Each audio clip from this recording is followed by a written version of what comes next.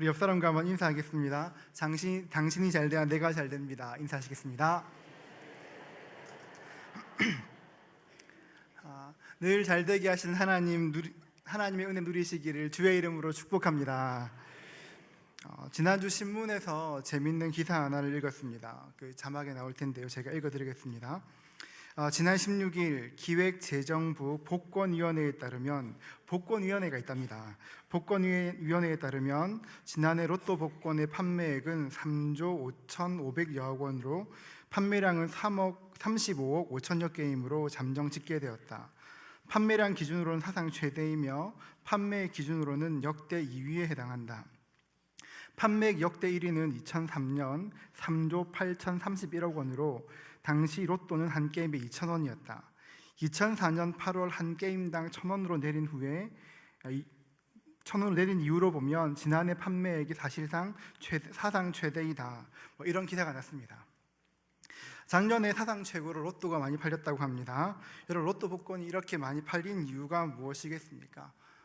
이 기사의 뒷부분에 보면 기자의 해석이 나오는데 로또는 대표적인 불황형 상품인데 지금 경기가 워낙 안 좋으니까 이렇게 많이 팔렸다는 것입니다. 생각해보면 그럴 수 있을 것 같습니다. 새해가 시작되었습니다. 그런데 어디서도 좋아질 것이라는 소식은 별로 없습니다. 어려울 것이다, 힘들 것이다, 오를 것이다, 이런 소리만 가득합니다. 생각만 해도 답답합니다. 이런 깝깝한 상황에서 탈출하고 싶은데 현실적으로 탈출할 수가 없으니까 기적 같은 일을 생각하면서 기대하면서 로또를 구입한다는 것입니다. 막막하게 막혀있는 그 현실 앞에, 깝깝한 그 현실 앞에 기적 같은 일이 일어난다면 얼마나 좋겠습니까? 생각만 해도 기쁘지 않겠습니까? 그런데 오늘 말씀을 보면 갑갑한 현실, 꽉 막힌 현실에서 기적을 경험한 한 사람이 나옵니다. 성전 민문에 나면서부터 걷지 못한 사람이 있었습니다. 그런데 베드로와 요한이 지나가다가 이 사람을 보았습니다. 그리고 선포했습니다. 은과 금은 내게 없거니와 내게 있는 것을 내게 주노니 나사렛 예수 그리스도의 이름으로 일어나 걸으라. 이렇게 일으켰더니만 한 번도 걷지 못한 사람이 벌떡 일어났습니다. 벌떡 일어나서는 기뻐 춤추며 뛰면서 하나님을 찬송하였습니다. 여러분, 한번 생각해 보십시오. 얼마나 놀라운 장면입니까? 저는 이 말씀을 읽을 때마다 마음에 벅찬 감동이 있습니다. 저는 이 말씀을 너무 좋아합니다. 그래서 실제로 해본 일도 있습니다. 제가 대학생 때 이렇게 동아리에서 신탄진으로 전도여행을 갔습니다. 전도여행 갔는데 하나님께서 곳곳에서 사람들을 만나게 하시고 예수님을 전하게 하셨습니다. 전도여행 그 모든 기간 동안에 너무 좋고 사실은 그 전도여행이 황홀할 정도로 좋았습니다. 일주일 동안 전도여행을 하는데 목요일 날 아침에 묵상하는데 갑자기 마음에 감동이 생겼습니다. 오늘 나도 베드로처럼 가서 한번 일으켜봐야 되겠다. 혹시 그런 장애인이 있으면 찾아서 기도해야 되겠다는 생각이 들었습니다. 그리고 진지하게 기도했습니다.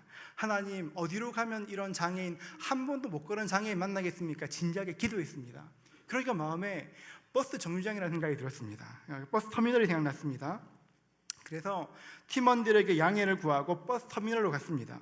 갔는데 진짜 그 장애인 한 분이 딱 그 입구에 서 있었습니다. 입구에 앉아서 구걸하고 있었습니다. 그분을 보는 순간 갑자기 성령 충만해져가지고 제가 가서 물었습니다. 아저씨, 걷고 싶으십니까?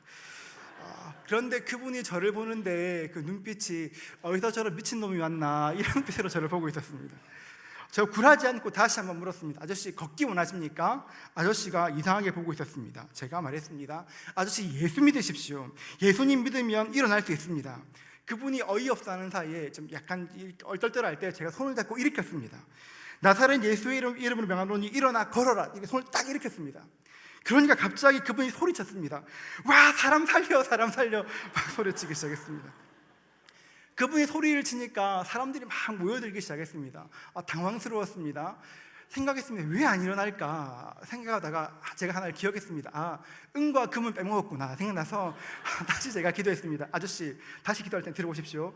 은과 금은 내게 없거니와 나사렛 예수 이름으로 일어나 걸어라. 딱 일으켰습니다. 어떻게 됐을까요? 살려주세요, 살려주세요. 경찰 불러라. 이렇게 해가지고 제가 쫓겨났던 그런 기억이 있습니다. 지금은 웃고 이야기하는데 그때는 얼마나 부끄러운지 몰랍니다. 아저씨가 나중에 경찰 불러라 하는데 진짜 무서웠습니다. 우리가 기도할 때 나면서부터 일어서지 못한 사람이 한 번에 일어난다면 얼마나 좋겠습니까? 우리가 다 기도하면 한 번도 이렇게 못 걷는 사람이 일어난다면 얼마나 좋겠습니까? 다른 사람들은 지지리도 안 되는 일인데 우리가 기도하고 시작하면 한 번에 벌떡 성공하면 얼마나 좋겠습니까? 성경에서는 나면서부터 한 번도 일어나지 못한 사람이 벌떡 일어나는데 사실 우리 삶에는 이런 일이 좀처럼 일어나지는 않습니다. 그래서 오늘 본문 같은 말씀을 접하면 그저 성경 속에 기록된 이야기, 내 삶과는 동떨어진 이야기처럼 생각하기 쉽습니다. 하지만 여러분, 전혀 그렇지가 않습니다. 하나님의 기적은 예전에만 있었던 것이 아니라 지금도 살아계시고 역사하십니다. 그렇기 때문에 오늘 말씀을 읽으면서 내가 어떻게 해야 내 삶에서 이런 기적을 경험할 수 있을까? 영적인 원리를 배우고 발견하면 우리 삶에도 이런 기적들이 일어나게 되는 것입니다.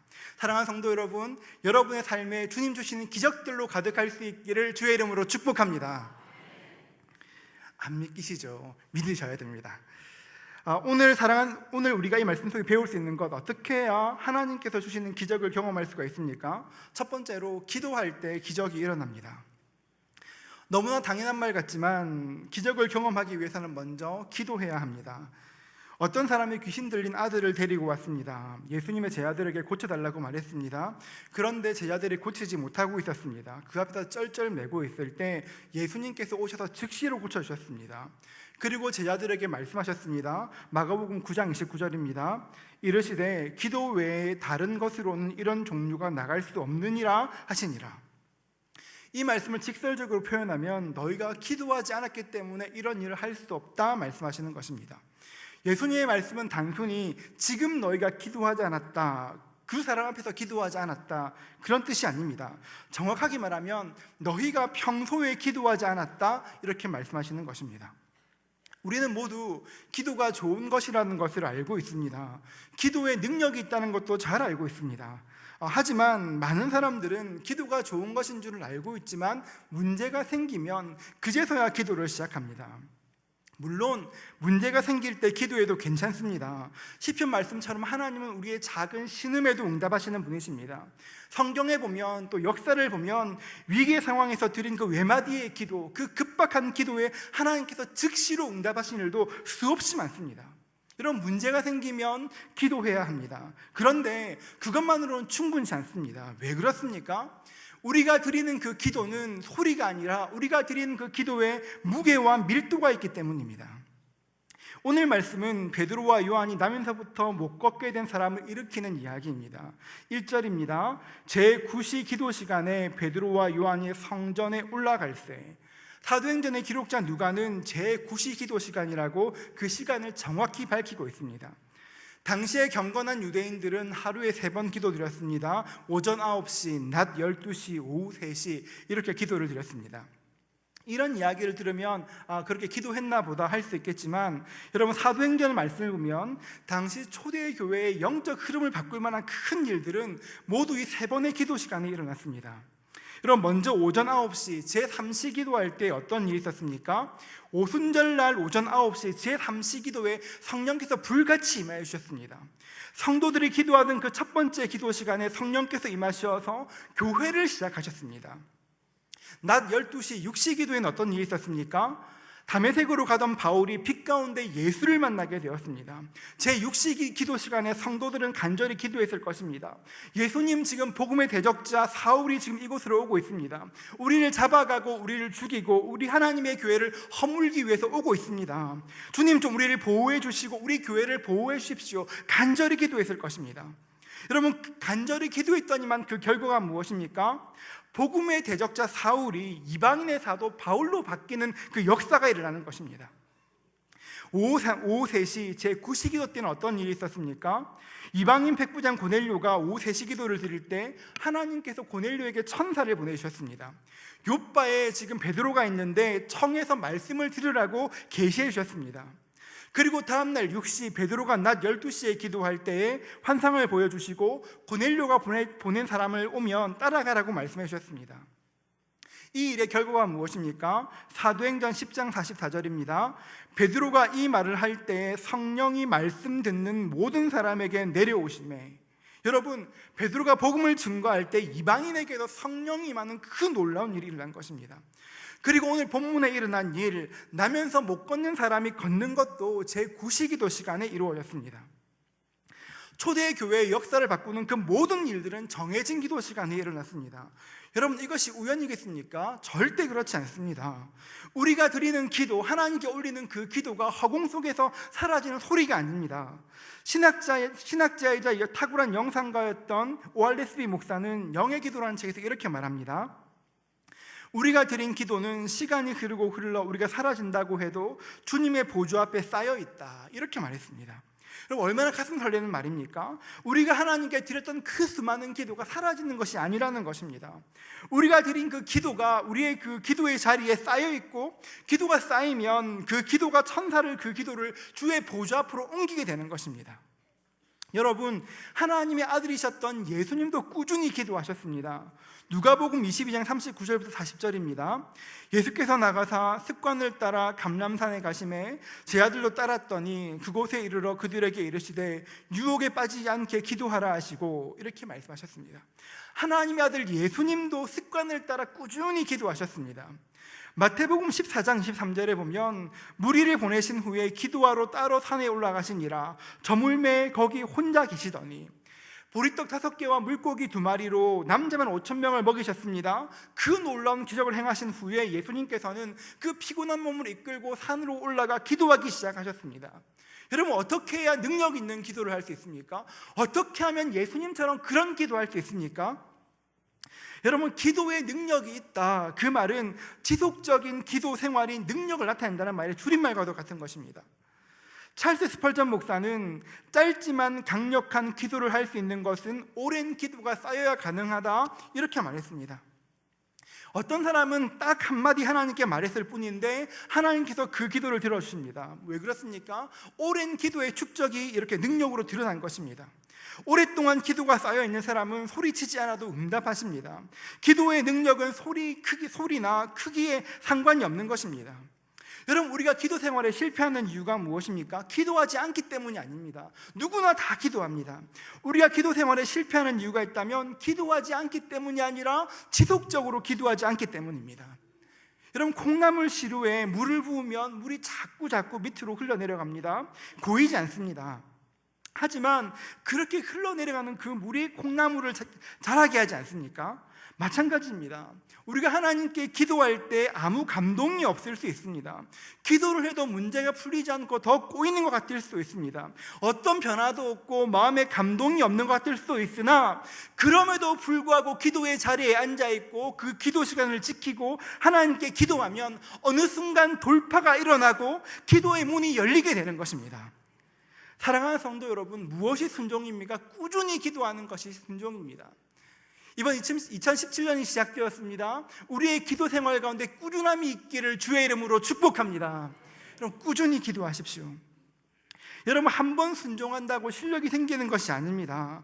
여러 번 순종하기를 힘쓸 때 어느 날 진가가 발휘되는 것입니다. 그렇기 때문에 우리는 기도하되 꾸준히 기도해야 하는 것입니다. 사랑하는 성도 여러분, 오랫동안 기도했는데 응답되지 않아서 포기하고 싶은 것들이 있습니까? 여러분, 포기하지 마십시오. 우리가 드린 기도가 없어지는 것이 아니라 주의 보좌에 차곡차곡 쌓여있고 때가 되면 주님께서 그 기도를 들으시고 응답하실 것입니다. 하나님께서 기도의 문을 열어주시고 기적의 문을 여실 것입니다. 그렇기 때문에 여러분, 날마다 기도할 수 있기를 주의 이름으로 축복합니다. 더욱더 기도할 수 있기를 축복합니다. 우리의 기도 가운데 능력이 있습니다. 어떻게 해야 하나님의 기적을 경험할 수 있습니까? 두 번째로, 예수님을 바라볼 때 기적이 일어납니다. 2절입니다. 나면서 못 걷게 된 이를 사람이 메고 오니 이는 성전에 들어가는 사람들에게 구걸하기 위하여 날마다 미문이라는 성전 문에 두는 자라. 당시 성전에는 여러 개의 문이 있었는데 미문은 이방인의 뜰에서 성전으로 가기 위해서 반드시 지나야 되는 그런 문이었습니다. 그 문 앞에 나면서부터 걷지 못한 사람이 구걸하고 있었습니다. 여러분, 근데 그곳이 꽤나 목이 좋은 곳이었을 것입니다. 여러분, 예배를 드리러 올 때, 나갈 때 좀 마음이 넉넉하지 않습니까? 아마 이 사람은 미문에서 구걸하면서 꽤나 많은 수입을 올렸을 것입니다. 그런데 주의해야 될 것이 있습니다. 성전에 오가는 그 수많은 사람들이 은도 주었을 것입니다. 때로는 너무 감사해서 금도 주었을 것입니다. 그런데 누구도 그 사람에게 내가 지금 성전에 있으니까 하나님께 한번 기도해봐라, 하나님께 구해봐라 하는 사람은 아무도 없었습니다. 여러분, 구걸보다 더 중요한 것이 무엇입니까? 구걸보다 더 중요한 것이 있다, 하나님 한번 의지해봐라, 이런 사람이 없었습니다. 여러분, 요즘 사람들에게 물을 때 어떤 교회가 좋은 교회냐 물으면 여러분 어떻게 답하겠습니까? 대부분 사람들은 어려운 사람들을 돕는 교회, 사회봉사를 활발히 하는 교회가 좋은 교회라고 말할 것입니다. 맞습니다. 교회는 어려운 사람들을 돕는 것이고 도움이 필요한 사람 곁에 있어야 합니다. 맞습니다. 어려운 사람을 돕는 것은 교회가 정말 힘써야 될 일입니다. 그런데 그보다 훨씬 더 중요한 것이 한 가지 있습니다. 무엇입니까? 교회가 해야 될 일이 있다면 죄와 저주 가운데 죽어가는 사람들에게 예수님을 보여주는 것이고 예수의 이름으로 구원받게 하는 것, 그것이 교회의 가장 중요한 일이 되어야 하는 것입니다. 겉으로 드러나는 그 어떤 일보다 가장 중요한 것은 예수님을 소개하는 것이 되어야 합니다. 4절입니다. 베드로가 요한과 더불어 주목하여 이르되 우리를 보라 하니, 성전 미문에 앉아있는 그 사람은 베드로와 요한도 잘 아는 사람이었을 것입니다. 날마다 성전에서 보던 사람이었을 것입니다. 그런데 그날 오후에 그 사람을 보는데 갑자기 예수님께서 이 사람을 일으키고 싶어 하시는 거구나, 그 마음을 깨달았습니다. 그리고 선포하였습니다. 6절 7절을 같이 한번 읽겠습니다. 베드로가 이르되 은과 금은 내게 없거니와 내게 있는 이것을 내게 주노니 나사렛 예수 그리스도의 이름으로 일어나 걸으라 하고 오른손을 잡아 일으키니 발과 발목이 곧 힘을 얻고. 여러분, 예수님의 이름으로 일어나 걸으라고 선포했더니만 발과 발목이 힘을 얻고 일어나 걷기 시작하였습니다. 여러분, 정말 대단한 일이 일어난 것입니다. 그런데 여러분, 예수님께서 베드로와 요한을 통해서 이 놀라운 기적을 일으키신 이유가 무엇입니까? 여러분, 다른 것이 아니라 먼저는 그 사람을 불쌍히 여기셨기 때문입니다. 40년 세월 동안에 주저앉아 있었던 그 사람 이렇게 세우기 원하셨고 그 아픔 아시기 때문에 일으키셨습니다. 그러나 더 큰 이유가 있습니다. 그것이 무엇입니까? 바로 전도의 문을 여시기 위해서 그렇게 하신 것입니다. 나면서부터 걷지 못한 사람이 일어난 것은 엄청난 뉴스가 되었을 것입니다. 이 소문을 듣고 사람들이 베드로에게 몰려들었습니다. 사람들이 막 몰려올 때 베드로가 어떻게 했습니까? 내가 이런 일을 했다고 자랑했습니까? 아닙니다. 베드로는 자신이 한 일을 자랑하지 않았습니다. 그렇다고 아픈 사람들을 다 불러내가지고 다 고쳐준 것도 아닙니다. 베드로가 어떤 일을 하였습니까? 베드로는 소리 높여서 예수님을 말하기 시작하였습니다. 14절부터 16절 말씀입니다. 너희가 거룩하고 의로운 일을 거부하고 도리어 살인한 사람을 놓아주기를 구하여 생명의 주를 죽였도다. 그러나 하나님이 죽은 자 가운데서 그를 살리셨으니 우리가 이 일의 증인이라. 사람들이 막 몰려들어올 때 베드로가 어떻게 했습니까? 소리 높여서 예수 그리스도의 십자가와 부활을 이야기하기 시작하였습니다. 여러분, 그랬더니 어떤 일이 일어났습니까? 우리 4장 4절도 같이 한번 읽겠습니다. 말씀을 들은 사람 중에 믿는 자가 많으니 남자의 수가 약 5천이나 되었더라. 여러분, 베드로의 복음 증거를 통해서 남자만 5,000명, 여자와 아이까지 하면 거의 2만 명의 사람들이 한 번에 예수 그리스도를 구주로 영접하게 되었습니다. 여러분, 이 말씀에 기적의 비밀이 있습니다. 중요한 원칙이 있습니다. 하나님께서 기적을 일으키신 이유가 무엇입니까? 하나님께서 원하시는 것은 그 기적을 통해서 예수님을 드러내시기 원하시기 때문입니다. 우리 삶에 기적이 일어나면 그 기적들이 나만 기쁘고 나만 행복한 것이 아니라 내 기적을 통해 예수님을 드러내기를 원하시는 것입니다. 만약 그날 치유가 목적이었다면 예루살렘에 치유병원이 생기고 하루에 5천이 넘는 사람들이 치유받았을 것입니다. 그런데 이 말씀의 마지막은 치유받은 사람이 아니라, 고침받은 사람이 아니라 구원받는 사람이 5천이나 되는 것입니다.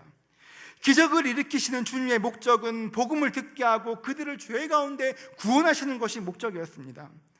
사랑하는 성도 여러분, 저는 여러분의 삶 가운데도 이런 놀라운 기적, 나면서부터 한 번도 걷지 못한 사람이 걷는 것 같은 그런 놀라운 기적을 경험하실 수 있기를 주의 이름으로 축복합니다. 이번 2017년 여러분의 삶에 안 되던 일이 풀리던 그 은혜가 있기를 축복합니다. 오래된 빚이 청산될 수 있기를 축복합니다. 약한 몸이 강건해지기를 축복합니다. 여러분, 그러나 우리가 분명히 알아야 될 것이 있습니다. 우리 삶에 이런 일이 일어날 것이지만 분명히 알아야 될 것은 우리 삶에 하나님께서 해결을 주시고 기적을 주신 이유는 우리만을 위한 것이 아니라는 것입니다. 하나님께서 은혜를 베푸시는 것은 우리를 통해서 예수님을 보여주시기 위해서 그런 은혜를 베풀어 주시는 것입니다. 우리 삶에서 놀라운 일을 경험할 때마다, 큰 일이건 작은 일이건 하나님의 놀라운 일을 경험할 때마다 나 혼자 기뻐하고 즐거워하는 것이 아니라 그래, 이 일 하나님께서 하셨습니다, 하나님 은혜입니다, 고백할 수 있어야 하는 것입니다. 여러분, 그 일이 얼마나 중요한지 모릅니다. 내 삶이, 내 마음이 예수로 채워지는 것, 그것 가운데 놀라운 역사가 있습니다. 한국 교회의 역사상 가장 유명한 신유사역자는 김익두 목사님이십니다. 근래에 조용기 목사님도 유명하시고 또 앞에 현신의 권사님 같은 분도 굉장히 놀라운 기적을 행하셨지만 김익두 목사님만큼 다양한 일을 하지 못하셨습니다. 김익두 목사님은 안수기도를 통해서 2만여 명의 난치병 환자를 고치셨고 280개의 교회를 개척하셨습니다. 그리고 200명의 신학생들을 공부시키셨습니다. 6.25 때 교회를 지키다가 순교하시기까지 하나님께 엄청나게 쓰임받았습니다. 워낙 놀라운 기적들이 일어나니까 이 일을 의심하고 심지어 배척하는 사람도 있었습니다. 저 사람 사기다, 그런 사람도 당시에 많았습니다. 그런 사람들 때문에 1921년 임태권 목사는 김익두 목사님의 집회에 나타난 기적과 치유가 사실인 것을 증명하기 위해서 조선예수교회 이정명징이라는 책을 출판하기도 하였습니다. 임태권 목사는 일본에서 유학했던 목사로 1924년 장로교 총회장도 영입한 그런 지적인 목사였습니다. 이 책에는 김익두 목사님의 부흥 집회에서 어떤 일이 일어난지를 자세히 기록합니다. 그런데 그 기적 중에 김익두 목사님이 어떻게 치유사역을 시작하게 됐는지를 보여주는 유명한 일화도 기록되어 있습니다. 전도사 시절에 김익두 전도사가 길을 가다가 안진뱅이 거지한 사람을 보았습니다. 그리고 오늘 본문 말씀을 기억하였습니다. 믿기만 하면 성경대로 역사가 일어날 것이라는 믿음이 생겼습니다. 한번 해보자 결심하고 그분은 한적한 과수원 돌담 밑으로 거지를 얻고 갔습니다. 그리고는 은과 금은 얻거니와 내게 있는 것으로 내게 주노니 나사렛 예수의 이름으로 일어나 걸으라면서 손을 잡고 일으켰습니다. 저도 있는데 했습니다. 그런데 안진뱅이 거지는 일어나지 않고 살려달라고 애원하기 시작하였습니다. 살려주세요, 살려주세요. 목사님 앞에서 손이 발이 되도록 빌었습니다. 왜냐 그러면 원래 김익두 목사가 굉장히 유명한 평양 깡패였습니다. 그 우락부락한 사람이 손을 잡고 당기니까 진짜 죽는 줄 알았을 것입니다. 이 일 때문에 김익두 목사는 크게 낙심하였습니다. 하나님, 베드로는 이런 일을 행했는데 왜 저에게 일어나지 않습니까? 금식하며 기도하기 시작하였습니다. 그러던 어느 날 하나님께서 간절히 기도한 그 가운데 김익두 목사님 자신의 마음을 볼 수 있게 하셨습니다. 자신의 마음을 보았는데 그 마음을 보니까 자신의 마음에 예수님은 온데간데였고 기적을 일으키고 영광 받으려는 자신의 모습만 가득한 것을 보게 되었습니다. 그 마음을 보고 난 후에 통곡하며 가슴을 치며 회개하기 시작하였습니다. 예수님, 제가 잘못했습니다. 예수님, 주님께서 모든 영광을 받아주십시오. 거지보다 못한 저를 불쌍히 여겨주십시오. 눈물로 목 놓아 울며 기도하기 시작하였습니다. 그렇게 한참을 기도하는데 전에 일으키려 했던 그 거지가 생각났습니다. 너무 미안했습니다. 다시 찾아갔습니다. 김익동 사님께 딱 그 앞에 서니까 거지가 겁에 실려서 벌벌 떨었습니다. 그 앞에 목사님께서 무릎을 꿇었습니다. 그리고 용서를 빌었습니다. 그리고 기도하였습니다. 눈물로 하나님, 이 사람의 영혼을 구원해 주십시오. 이 사람의 몸을 고치는 것이 아니라 영혼을 구원해 주십시오. 간절히 기도했습니다. 기도를 마치고 아멘 하는데 갑자기 그 사람이 벌떡 일어나더니만 뛰어다니기 시작했습니다. 내가 걷는다 그렇게 하면서 뛰어다니기 시작했습니다. 하나님께서 이 사람의 영혼을 구해주기를 간절히 기도하였는데 오히려 걷게 되는 기적이 일어나는 것입니다. 이때부터 목사님을 통해서 놀라운 기적들이 시작되었다고 합니다. 여러분, 이 이야기에서 우리가 배워야 될 영적 원리가 무엇입니까? 여러분, 어떻게 우리 삶에 기적이 일어납니까? 우리 삶의 기적을 위해서는 눈앞에 있는 태산 같은 문제가 아니라 그 문제보다 더 크신 예수님을 바라보기 시작하면 내 삶에 기적이 일어나는 것입니다. 여러분, 우리 삶에 기적이 필요한 일들이 무엇입니까? 내 힘으로 안 되는 일들입니다. 내가 간절히 애쓰고 노력하지만 안 되기 때문에 기적이 필요하지 않습니까? 그런데 그 큰 일, 그 어려운 일보다 훨씬 더 크고 놀라우신 예수님을 바라보기만 하면 하나님으로부터 그 기적들이 시작되고 내가 옮길 수 없는 큰 산들이 옮겨지는 일이 실제로 일어나기 시작하는 것입니다. 사랑하는 성도 여러분, 다른 내 삶에 있는 그 문제가 아니라 우리 예수님께만 집중하실 수 있기를 주의 이름으로 축복합니다. 예수님만 바라보십시오. 어쩌면 내가 기도할 때, 기적을 간절히 원할 때 내가 원했던 일이 일어나지 않을 수도 있습니다. 내 생각과 다른 일이 일어날 수도 있습니다. 요셉은 하나님의 은총을 입은 사람이었으나 형들에 의해서 애굽으로 팔려갔습니다. 하나님께서 형통하게 하심으로 보디발의 집에서 가정총무가 되었지만 보디발의 아내 때문에 깊은 감옥으로 끌려갔습니다. 하나님도 은혜를 주셨습니다. 하지만 그곳 가운데 또 이렇게 술 맡은 관원과 떡 맡은 관원의 꿈을 해석하였습니다. 그런데 또 잊혀졌습니다. 요셉의 꿈이 무엇이었겠습니까? 종살이에서 풀려나서 가나안으로 돌아가기를 원했겠지만 현실은 무엇입니까? 깊은 감옥으로, 더 깊은 감옥으로 잊혀지는 그런 고통스러운 일을 당했습니다. 자신의 생각과는 전혀 다른 방향으로 인생이 흘러갔습니다. 하나님께서 함께 하신다고 말하지만 더 희망 없는 상황으로 변해가는 것만 같았습니다. 여러분, 요셉이 고통스러워할 때, 그러나 그 순간 하나님은 요셉을 잊지 않으셨습니다. 하나님은 요셉이 원했던 것과는 전혀 다른 차원의 응답을 이미 준비하셨습니다. 그냥 가나안에서 팔려온 한 소년이 고향 집으로 돌아가는 것이 아니라 그 시골 청년을 대제국 애굽의 총리로 바꾸셨습니다. 만약 요셉이 고향에 살았더라면 절대 꿈꿀 수 없는 일이었을 것입니다. 만약 가나안에서 아버지 야곱과 오순도순 살았다면 절대 불가능한 일이었을 것입니다. 그런데 그 일을 하나님께서 하셨습니다. 강영우 박사님이 계십니다. 강영우 박사님은 많은 분들께서 아시겠지만 시각장애인이십니다. 강영우 박사는 시각장애인으로 처음으로는 미국 박사가 되었고 한국인으로는 미국에서 가장 높은 공직에 올랐습니다. 두 아들도 성공했습니다. 한 아들은 미국 최고의 안과 의사가 되었고 둘째 아들은 오바마 대통령의 법률 고문으로 일했습니다. 강영우 박사가 어릴 때 축구하다가 시력을 잃었습니다. 시력을 잃고 나서 눈 뜨기 위해서 몸부림치며 기도했습니다. 하나님, 내 눈 좀 띄워주십시오. 소년 강영우는 날마다 하나님께 기도하였습니다. 그런데 여러분, 그 기도가 이루어지지 않았습니다. 강영우 박사님께서 돌아가시기 얼마 전에 이런 말씀하셨습니다. 내가 만약 눈을 떴다면 나는 가난한 나라에서 평범한 소년 가장으로 살았을 것입니다. 그러나 나는 눈 뜨지 못했기 때문에 미국에서 가장 높은 지위에 오른 한인이 되었고 미국을 움직이는 500명 중 한 사람이 될 수가 있었습니다. 이렇게 말했다고 합니다. 소년 강영우는 눈뜨기를 기도했으나 하나님의 계획은 그를 시각장애인이지만 미국을 움직이는 사람이 되는 것이 하나님의 뜻이었습니다. 여러분, 하나님께서 말씀하십니다. 이사야서 55장 9절입니다. 우리 같이 한번 읽겠습니다. 이는 하늘이 땅보다 높음같이 내 길은 너희의 길보다 높으며 내 생각은 너희의 생각보다 높음이니라. 여러분, 우리가 알아야 될 것이 무엇입니까? 우리의 생각보다 하나님의 생각이 훨씬 높다는 것입니다. 여러분, 어떻게 기적이 일어납니까? 예수님 바라보면 기적이 일어나는 것입니다. 나면서 한 번도 걷지 못한 사람에게 나사렛 예수의 이름을 일어나 걸어라 그 말하는 것 정말 어렵습니다. 나름대로 성령 충만해서 섰지만 그 말 못하겠더라고요. 정말 어려운 말입니다. 하지만 성령으로 충만해지면 달라집니다. 성령으로 충만해지고 내 안에 계신 예수님으로 내 마음에 채워지면 예수님께서 내 삶에 하실 일들이 기대되기 시작합니다. 하나님께서 어떻게 내 삶 가운데 일을 이루실까? 하나님의 일이 믿어지는 것입니다. 내 앞에 있는 문제보다 예수님이 훨씬 크게 보이는 것입니다.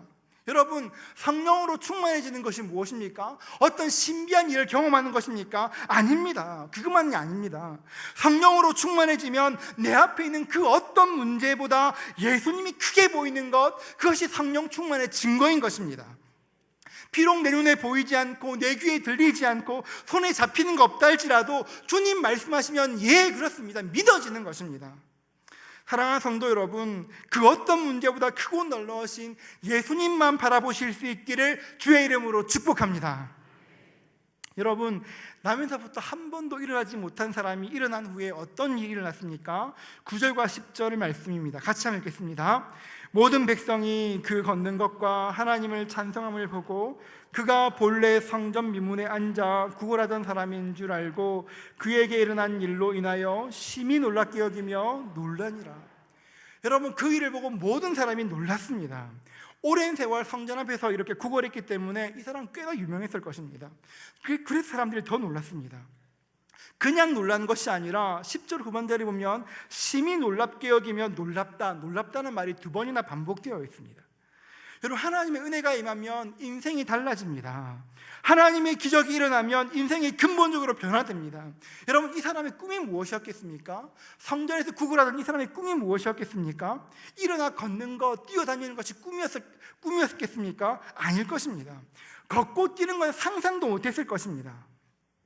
그저 누가 돈 한 푼 주면 감지덕지하고 어디선가 큰 돈가방 하나 주어가지고 평생 동안 먹고 살 걱정 없는 것이 그 사람의 꿈이었을 것입니다. 그런데 하나님께서 기적을 일으키시니까 생각지 못한 인생을 살게 되었던 것입니다.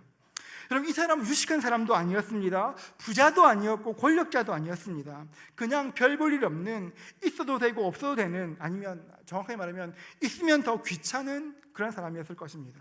그런데 이 사람을 통해서 예루살렘 교회에 영적인 지진이 일어났습니다. 이 사람의 일을 보고 많은 사람이 하나님을 믿게 되었습니다. 별 볼 일 없던 사람이, 소망 없던 사람이 하나님의 은혜를, 하나님의 권능을 경험한 사람으로 바뀌게 되었습니다. 사랑하는 성도 여러분, 사람들이 우리가 사는 것이 깝깝하다고 이야기합니다. 답답하다고 말합니다. 작년과 달라지는 것이 없을 것이라고 이야기합니다. 여러분, 그러나 우리 성도들이 품어야 될 것이 있다면 그 어떤 상황 가운데 소망을 품는 것입니다. 하나님께서 내 삶 가운데 기적을 행하실 것이다. 비록 환경은 답답할지 모르나, 내 사정은 풀려가지 않을지 모르나 하나님께서 나와 함께 하시고 그 하나님께서 내 삶에 기적을 이루실 것이다. 하나님을 소망해야 되는 것입니다. 우리 성도들이 세상 사람과 같이 로또에나 소망을 둔다면 정말 소망이 없어지는 것입니다.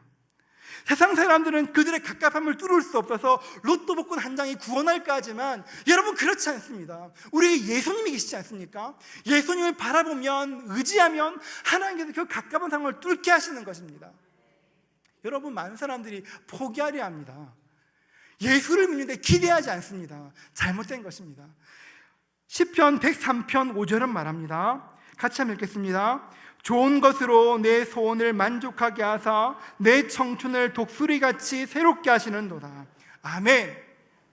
하나님께서 여러분의 소원을 만족케 하실 것입니다. 사랑하는 성도 여러분, 기도하실 수 있기를 축복합니다. 여러분, 한 번, 두 번 기도하고 끝내는 것이 아니라 꾸준히 기도할 수 있기를 축복합니다. 그리고 무엇보다 내 삶 가운데 예수님 바라볼 수 있기를 축복합니다. 여러분, 예수님을 바라보십시오. 예수 믿는 것이 무엇입니까? 예수님 바라보는 것입니다. 내 삶에 이루어지지 않을 것처럼 보이는 일이라 할지라도 예수님 바라고 믿고 소망하면 그 주님께서 나와 함께 도와주시는 것입니다. 세상 사람들이 비웃을지 모릅니다. 어떻게 그런 꿈을 꾸냐고 비웃을지 모릅니다. 여러분, 그렇지 않습니다. 주님 함께 하시면 안 되는 것이 없습니다. 하나님에 대한 소망으로 충만해질 수 있기를 주의 이름으로 축복합니다. 오늘 본문 말씀은 2000년 전 예루살렘에서만 일어났던 사건이 아닙니다. 우리가 주 앞에 기도하고 꿈꿀 때 지금도 일어날 수 있는 것입니다. 사랑하는 성도 여러분, 주님 앞에 기도하고 예수님만 바라봄으로 기적의 주인공으로 세움받는 저와 여러분 되시기를 주님의 이름으로 축복합니다.